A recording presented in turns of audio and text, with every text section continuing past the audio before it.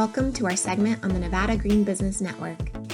We are a coalition of organizations that came together to offer a statewide green business certification program. We work with small to medium businesses to recognize efforts that save energy and water, reduce waste, prevent pollution and stormwater impacts, and encourage sustainable transportation options. Our hope for the program is to educate and assist businesses in these areas and help the state transition to a green economy.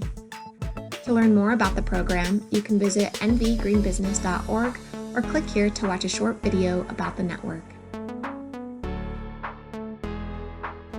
Today we have the opportunity to speak to someone who's already gone through the certification process and whose company has become a Nevada green business. Brian Morris is the co-owner and founder of Extremely Emollient, a small manufacturer in Reno that handcrafts organic, vegan, cruelty-free personal care products. Brian, thank you for being here today. Thank you for having me.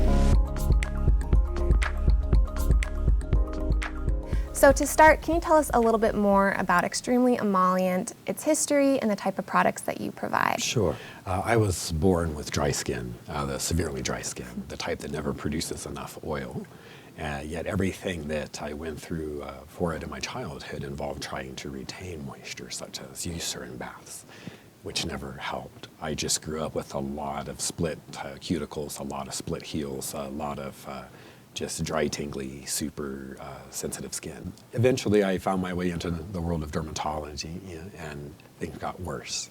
Petroleum-based creams with urea in them, just things that don't ever even soak in because they can't. They're too large of a molecule. So it was the winter of 2017, and I was buying Band-Aids in boxes of 100 to try and hold my fingertips and my heels together. And I just got kind of mad at the whole process. Right. I mean, I've been dealing with this my whole life. There had to be a better way to get things done. There just had to be a better way. So I knew from the beginning that if I was going to end up creating my own product, I didn't want to be involved with petroleum at all. Not the industry, not the chemicals, not the components, not the derivatives. I wanted to be able to stay with something that would be sustainable, something that could be done organically, something that I would not only put on my body, but be absolutely fine putting on my grandchildren. Right. So that was the philosophy that I started out with, and it was difficult. There's a reason that everybody uses cheaper products to get these things done. Shea butter has long been known to have a lot of good fatty acids in it. One of them is easily convertible by our body into collagen in the local area. But it's difficult to work with by itself. On its best day, it goes on like spackle. It's a tough, very hardy material. I tried to find something to help mix it, something to blend it, something that would go very well with it. And right about that time is when I learned about the difference between refined coconut oil and the standard coconut oil. Standard coconut oil is a larger molecule, and it can actually create a thermal reaction on the skin. I have experienced this during massages. Oh. But once it's been refined, which is actually a very simple process of either just letting it dry in the sun or steaming it in the shell, that's it. It's a non-additive process. It makes it a much smaller molecule, which actually can soak into the skin, right in through the pores, and it becomes a wonderful carrier for the shea butter. So from there, it's just essential oils and some extracts to produce the scents. And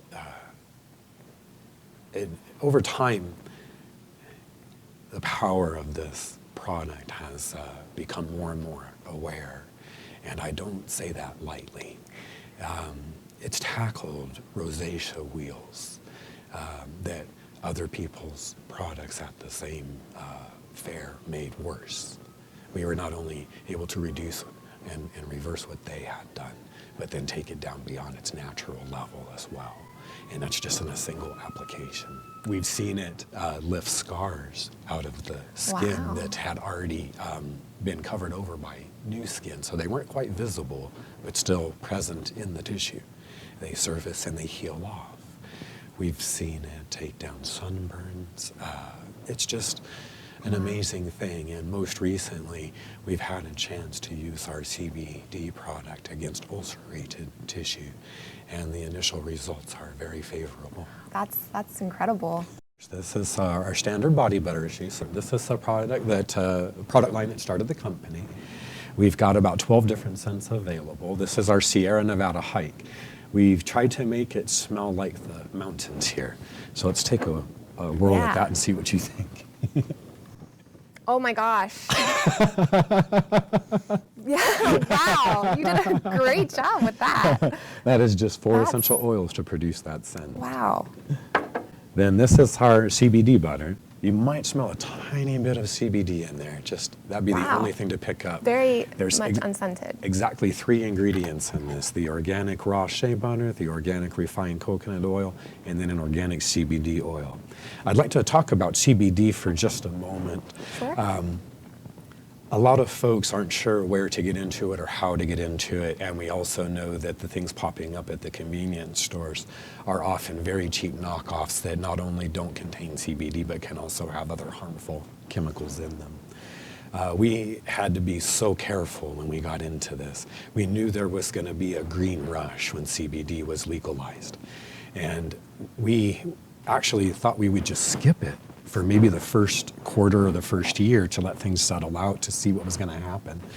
But our customers kept coming to us, we trust you to do this for us. We trust your products. We trust your body butter. Can't you just put some CBD in it? And we began to realize that there was a need for this, and that if we could do it right, that we could service people well.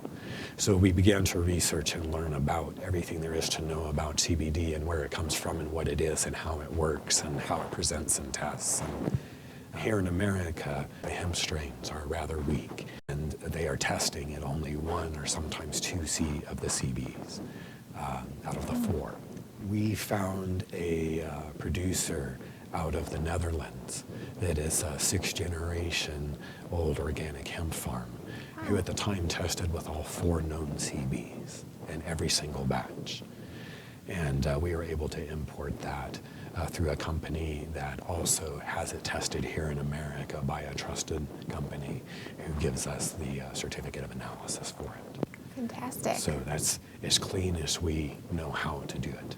We've seen some really good results with it, not only in humans, but in pets.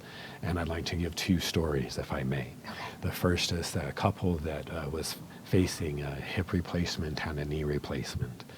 And they hobbled up to our tent at a fair, and they bought a CBD from us.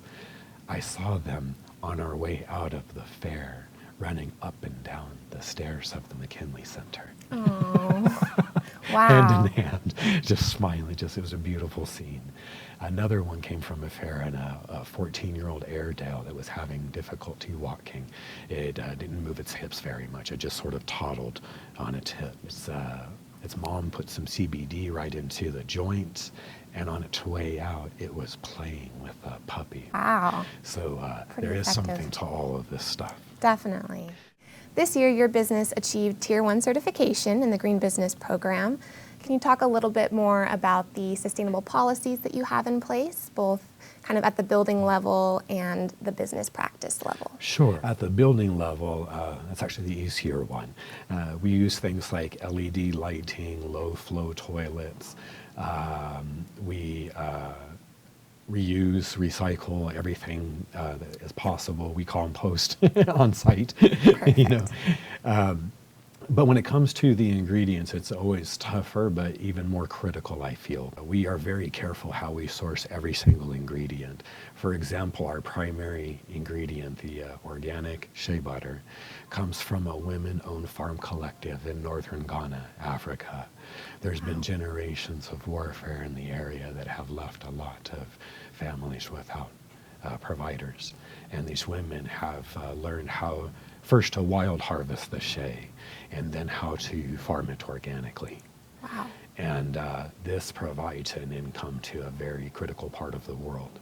Even the coconut comes in through a fair trade collective from the Philippines. That's an internationally recognized fair trade collective. So we've taken a lot of the worry out of that process as well. And again, the refinement can only happens one of two ways, both of which are non-additive. So essential oils is the same thing. Much of it is coming from India because their national standard is organic. You can find some oils here in America, but it's very hard to find them organically or in bulk. Right. So our move into everything being glass is part of that. Just with plastics, they're so much lighter and they're cheaper to ship and they're easier to work with all around, and they're less fragile. Yep. But I mean, there's a reason that they're so dominant in the space. But you know, we just don't feel like there's a safe way to use plastics right now. BPA was in place for 20 or 30 years before we discovered it was a problem. What will next be found to be a problem that's been in place just as long, when we all thought we were doing better by ignoring it. It just, there wasn't a way to do it that could stay in line with our philosophy. You kind of mentioned this a little bit, but what are some of the environmental challenges you're still facing as a company, and what are you doing to address those challenges? It's like an 80-20. You can always take care of 80% of the things pretty easily. It's when you get down in that last 20% that things become very difficult. And a great example of that right now is our ethanol that we use in our hand sanitizer. So first, let's show the good side of everything, right? Yes. We've been able to produce this beautiful hand sanitizer that's effective against everything out there, but it doesn't dry out your hands. It's got enough aloe vera in there, because we started with a 200 proof ethanol, to be able to actually provide just a tiny bit of moisture rather than suck it out of your skin. And there's still enough room to put a beautiful scent in there that covers the ethanol, so you don't have to deal with that. It is impossible to find organic ethanol right now. It was a tiny niche in the market, and it was sucked up so fast when COVID hit and hand sanitizer became a demand product, that by the time we were getting into it, it's not in existence in the marketplace. So we can't really go less than ethanol. We're already doing better there because it's a plant source, right? Right. But it cannot be sourced organically. So that is like the one product in our line that we can't call organic. But if you want to kill coronavirus, this is the trade-off today. Interesting. I didn't know you provided hand sanitizer at all. I should have brought that. That's okay. But this is where the challenges get real. You Yeah. know, it's great when you're making things for yourself and the family, but when you start manufacturing at scale, it's a different planet. Well, you're definitely doing, I think, as much as you can do to provide a sustainable product. Yes, so. and it's something we are constantly reevaluating. It's part of our environmental policy, is to be under constant reevaluation. Perfect. Finally, why were you interested in becoming green certified, and what was the overall process like? We learned of this when we started tying into a new national, but ours was a regionally focused, green promotional service, I guess you would call it. And we were just about, we were early in the process of that. We had actually already started passing information to them to become part of it, when they became aware of a greenwashing problem, or at least the potential of a greenwashing issue. And their solution for that was to loop it through this service. The process itself, I felt, was very straightforward, and it was in-depth enough without being overly intrusive. But I was also so early in the process that it took a long time to actually get anything that we could show to our customers for that achievement. Yes, yes. And we're officially launching the network very soon here, so it's going to be... We already have your new logo up on our website. Good. So that wraps it up for today. Thank you for coming down to Carson to chat with us about what it takes to become a green business in Nevada. You can learn more about Extremely Emollient online at nv.greenbiztracker.org. Brian has his profile there with social media, his website, and contact information. Thank you again.